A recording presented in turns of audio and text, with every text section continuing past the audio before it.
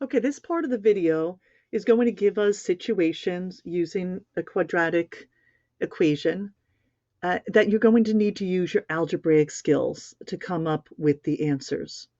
So for this first one, a baking soda rocket is fired upwards with initial speed of 80 feet per second, similar to if any of you had watched the movie October Sky.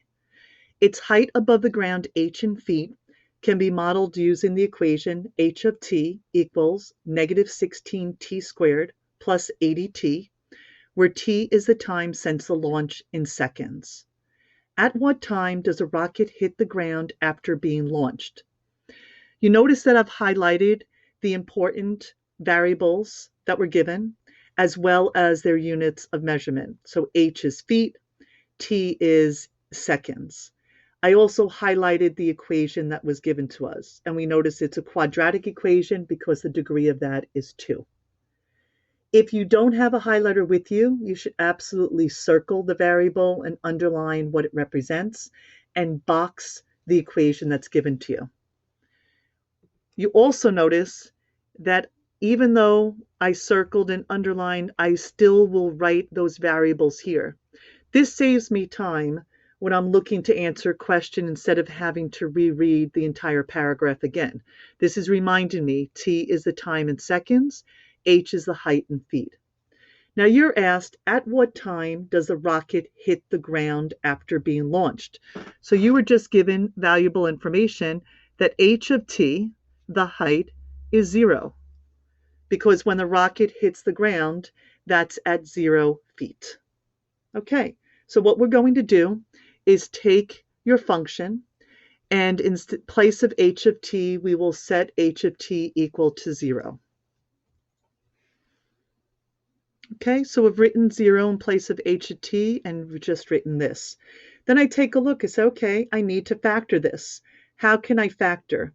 Well, it's not a trinomial. I can't use am. But what I always try to do first is see if there's a greatest common factor. And I absolutely want to see if I can divide by the coefficient of t squared. And I can. Negative 16 does go into 80. These also share a t apiece. So factored, it's 0 equals negative 16t times t minus 5. Okay, I now have two factors. I'm going to set up my t-chart, and I'm going to set each factor equal to 0. Negative 16t equals 0. If I divide both sides by negative 16, I get t equals 0. T minus 5 equals 0. I add 5 to both sides, addition property of equality, t equals 5. So it looks like I have two answers. But remember, we want to make sure that the answers fit the situation. You're asked, at what time does a rocket hit the ground after being launched? So after being launched means some seconds have passed, which means t equals 0, starting at 0 seconds would not make any sense. So I put a slash through that, and I write the word reject. T equals 5 is my answer. And what does that mean? At 5 seconds, the rocket will hit the ground. In a word problem, whatever answer you get, you need to make sure you are explaining it in words. Our next situation is about baseball. A player hits a baseball into the outfield. The equation h equals negative 0.005x squared plus x plus 3 models the path of the ball, where h is the height and x is the horizontal distance the ball travels. What is the maximum height reached by the baseball? Okay, if you're looking for the maximum height, we are looking for the vertex. And if we're talking about the height, that is the y value of the vertex. So we need to be thinking about how we can find that. This is a little bit different from the typical quadratic applications that we see, where x is representing the distance horizontally, the ball travels. Usually x represents the time, but in this case, it's the distance horizontally. And our h represents our height in feet. Now, some of you sharp-eyed people are saying, well, where is Ms. Fonseca getting the word feet? Nothing is said here, but I quickly looked down at B, and they talked about catching the ball 3 feet above. So our measurement is going to be feet. Okay, how do I find the y value of the vertex? Well, first thing we need to do is find the x value. And the way we do that is we use our formula, x equals negative b over 2a. Our a value is negative 0.005, our coefficient of x squared. Our b value is the coefficient of x. Since I don't see a number, that means it's 1. So we need to take the opposite of 1. So this is negative 1 over 2 times negative 0.005. And I'll pause while you use your calculator to get that answer. Okay, and you got x equals 100. Well, what are we going to do with that? Because we don't want the x value, we want the y value. And you're right, we're going to take this equation, and in place of x, we're going to substitute the 100 in order to find our y value, our h value. So we say h equals negative 0.005 times 100 squared plus 100 plus 3.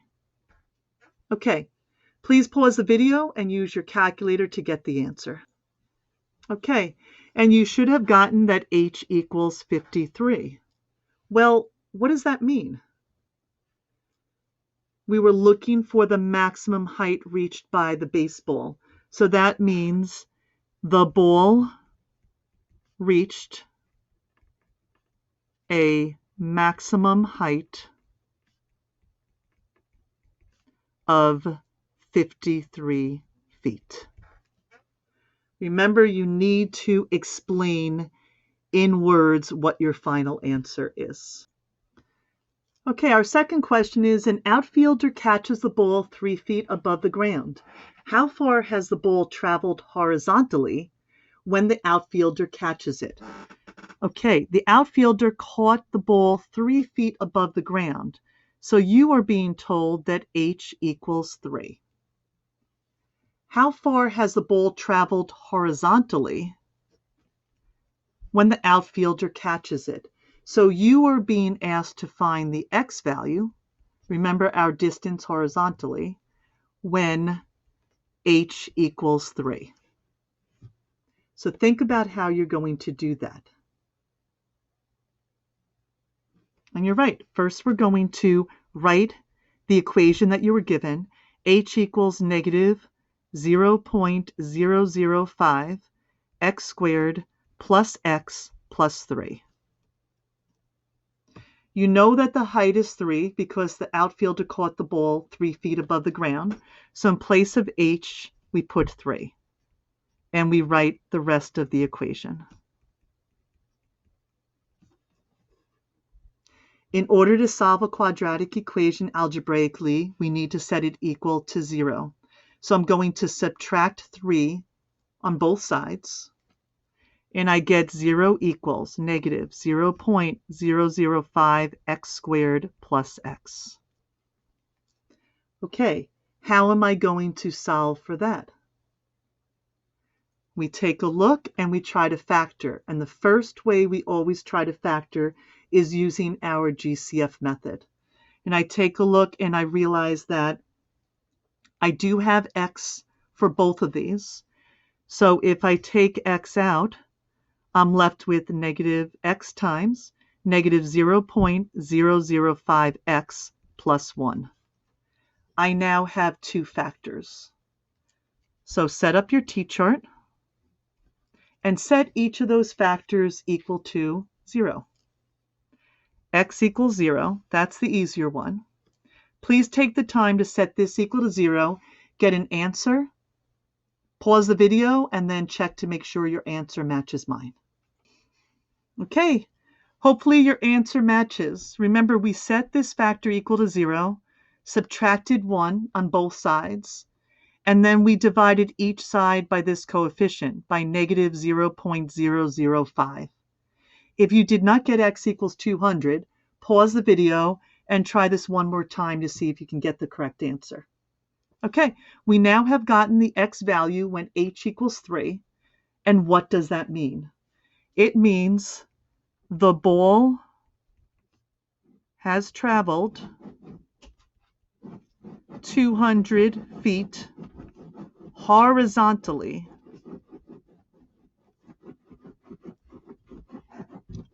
when the outfielder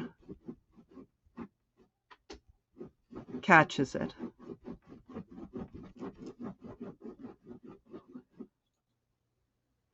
Okay, our next question is about a manufacturer testing the durability of an object. He decides to throw the object straight up in the air. The height of the object over time can be modeled by the function f of t equals negative 16 t squared plus 32t plus 48. So as soon as you are given an equation, you want to box that or highlight it. You want it to stand out because we're probably going to be using it or explaining it. So you recognize a few things about this. This is a quadratic function. The degree is 2. It's going to open down because our a value is a negative. And this is in standard form, which means this is telling us that this is the y-intercept. This is our initial height. So a lot of information just from the equation itself. Okay, in order to answer the questions that follow, you want to do two things. You want to set up a table of values, and you want to sketch the graph. You want to show how the path of the object would go. So I'd like you to do both. Remember how we can get the table of values from this. Once you have that, sketch your graph, and then at this stage, pause the video to do that. Okay, let's see what you got. It's okay if you wrote x and y because you are copying it from your table of values from the calculator. You know that our time can't be negative, so it would have to start at 0. And it makes sense that it stops at 3 seconds because that's going to be 0 height. And anything that follows would be negative, and you can't have negative height. So again, think about this. Your x value is your time. Your y value is your height. And the object starts at a height, goes up, and then gravity forces it down.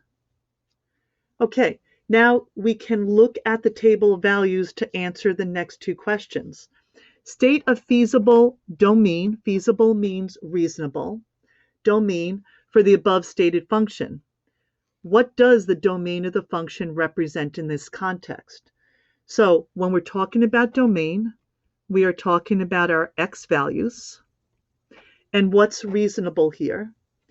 Our x values are going to be starting at 0 and ending at 3. So we say 0 is less than or equal to x, less than or equal to 3. That's using inequality notation. Or if I wanted to use interval notation, bracket 0, comma 3 bracket. And what does that mean in context of the situation? What it means is it takes 3 seconds for the object to hit the ground.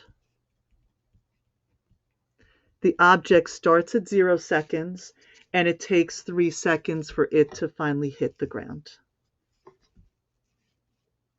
Okay, let's take a look at the range. When we look at range, we're talking about the y values. So looking at your table, remember we always go from the lowest to the highest. The lowest y value is 0, and the highest y value is 64. So in inequality notation, you would write it like that, or you could write it in interval notation 0, 64. So what does that mean?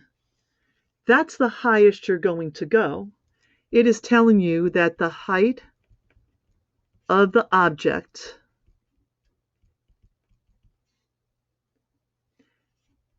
is 64 feet at its highest.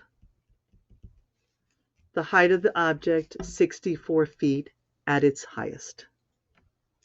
Okay, your next question, at what height does the object get thrown from? So if it gets thrown from, we're talking about initially, so we're looking for the y-intercept. And remember, the y-intercept is when your x value is 0. So that means the y-intercept was 48. So 48 feet is what the object got thrown from. After how many seconds does the object hit the ground? So if it hits the ground, we know the height is 0. We look at your table, and when the height was 0, our x value was 3. So we know it took 3 seconds for the object to hit the ground. What is the maximum height the object reaches while in the air? Okay, maximum height means we're looking at your vertex and we're looking at the y value of the vertex. How long does it take for the object to reach this height? Okay, we're still looking at the vertex, but when we talk about how long, we're talking about the time, so we're talking about the x value. So let's explain the vertex. We know the vertex is the highest point here, so when x is 1 second, y was 64 feet. So we can explain that 64 feet is the maximum height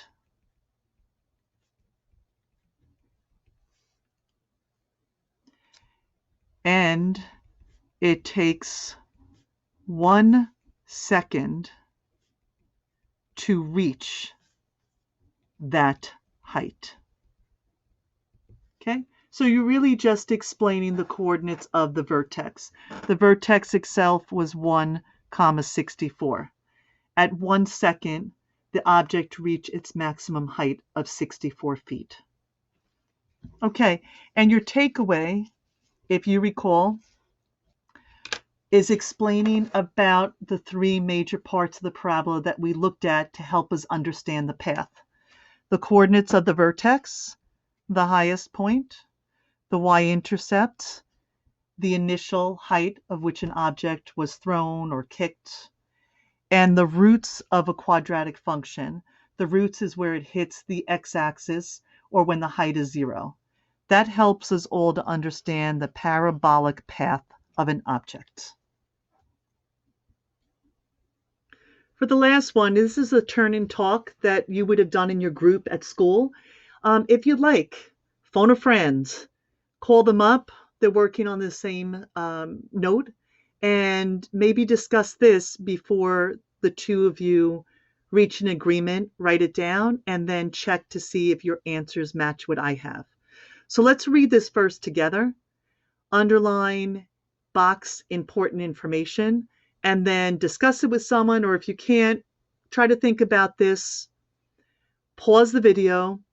When you've reached a consensus or you think you know how to answer the question, please write that down and then start the video again and see if you were correct. Have fun. Okay, a ball's being thrown in the air follows a path represented by the function given. T represents the time since the ball was thrown in seconds. At what value of t does the ball reach the ground? Justify your response. Remember, justify your response can be done with simply showing math work. When the ball reaches the ground, we know the height is 0. And again, even though I circled the variables that were given, I also wrote it over here. So t is the time in seconds. F of t is the height. They did not tell us the unit of measurement, so we don't know if it's feet or meters. We just know it's the height. and this is the equation you were given. So if the height is 0, we know that we're going to replace f of t with 0. So 0 equals negative 4 times t plus 2 squared plus 36. What's interesting is you could have had a couple of ways to have solved this. So what some people did is they rewrote this binomial twice.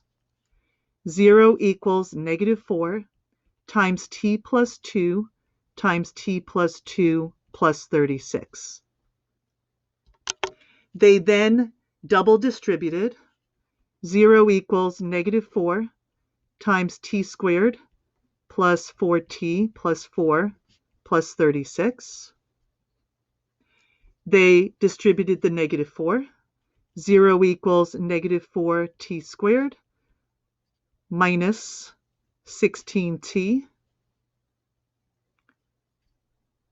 plus minus 20, minus 16, excuse me, minus 16 plus 36. Combine like terms. 0 equals negative 4t squared minus 16t plus 20. We want to try to divide by the coefficient of t squared so we can get a simple trinomial. Luckily, negative 4 goes evenly into all three of these terms. So we have 0 equals negative 4 times t squared plus 4t minus 5. This is a trinomial, and I can factor it using the AM method. So I have 0 equals negative 4 times t plus 5 times t minus 1. We use the t-chart, set each factor equal to 0, and see if the answers we get are reasonable. So t equals negative 5. Is it reasonable to have a negative time, negative 5 seconds? No. So we're going to put a line through it and write reject. T equals 1. Is that reasonable to have 1 second? Absolutely. But before I write it in words, I want to show you another way somebody might have decided to have solved this. So again, we're going to write it as you had normally done with this one. We set this equal to 0 because when it hits the ground, the height is 0. So 0 equals negative 4 times t plus 2 squared plus 36. But then you could have said, you know what, I'm looking at a constant and a square. Let me bring the constant over to the other side. So I'm going to subtract 36 on both sides, and I get negative 36 equals negative 4 times t plus 2 squared. If I just want t plus 2 squared, I'm going to divide by negative 4, divide both sides by negative 4, division, property of equality, and I get 9 equals t plus 2 squared. To get rid of a square, I'm going to take the square root. I need to do that on the other side, and if I'm the one doing that to a constant, I have to put plus or minus in front of it. So now I have plus or minus 3 equals, well, the square root of something squared, those cancel out, and I'm left with t plus 2.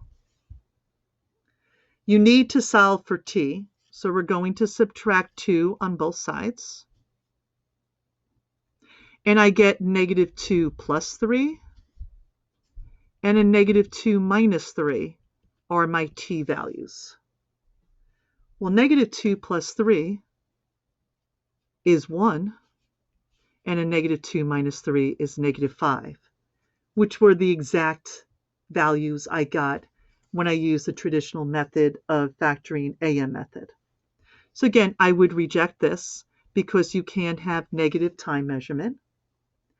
And what does this all mean? It means the ball reaches the ground at 1 second. The ball reaches the ground at 1 second. So hopefully you used one of these to get the answers, or if you didn't, at least you understand how this worked. Okay, Please read the second question. Circle any variables that are given to you, box or highlight any equation, and algebraically figure out the answer. And then pause the video, do your work, and when you come back, check to see if it matches what I have.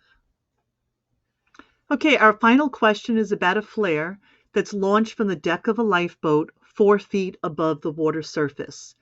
The initial velocity is 80 feet per second.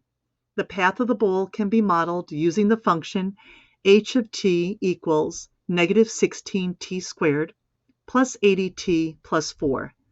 T represents the time since the flare was launched in seconds, so t equals time in seconds. And then we know that the h of t is going to be the height in feet. You are asked to algebraically determine how many seconds it will take for the flare to be 100 feet above the water's surface. So if I'm asking you how many seconds, I'm looking for the time, which is my x values. You were given 100 feet above the water's surface, so you're being told that h of t equals 100. So how did you go about solving that? Well, you took your equation. In place of h of t, you replaced it with 100. So 100 equals negative 16t squared plus 80t plus 4. But remember, to solve a quadratic equation, we need to set it equal to 0. So we have to subtract 100 on both sides, subtraction property of equality. And when we do that, we get 0 is negative 16t squared plus 80t minus 96. Okay, how are we going to go about solving that? Well, we're going to try to see if the coefficient of t squared could evenly divide into the other two terms, and luckily it can. So 0 equals negative 16 times t squared plus 5t plus 6. Okay, I take a look at these terms with the variables. It's a trinomial with a coefficient of 1. So I say to myself, how could I factor it? And that's right, the AM method. What adds to 5 and multiplies to 6? To a positive 6. This is a negative 5t. What adds to a negative 5 and multiplies to a positive 6? So we get 0 equals negative 16 times t minus 3 times t minus 2. Okay, let's use a t-chart to get the values for t. So I set each of these factors equal to 0. I don't have to bother with this because this does not have a variable next to it. So t minus 3 equals 0, t equals 3. T minus 2 equals 0, t equals 2. And I look to see which one I can reject, and I can't reject either of them. They make sense. 3 seconds and 2 seconds would make sense for a parabola. So how can that be? Well, let's take a look at this. If you haven't done so already, please put this in your calculator, y equals, and press graph. Pause the video until you get the picture of your graph. Okay, your picture showed something interesting. Your graph started at 4 because remember, the flare was launched at a lifeboat 4 feet above the water surface. It went up and then it came down. Okay, but at 100, that was not the maximum amount. So at 100 feet, when it was going up, that was at 2 seconds. And when the flare was coming down from its path, it was also at 100 feet, 3 seconds. So between 2 and 3 seconds,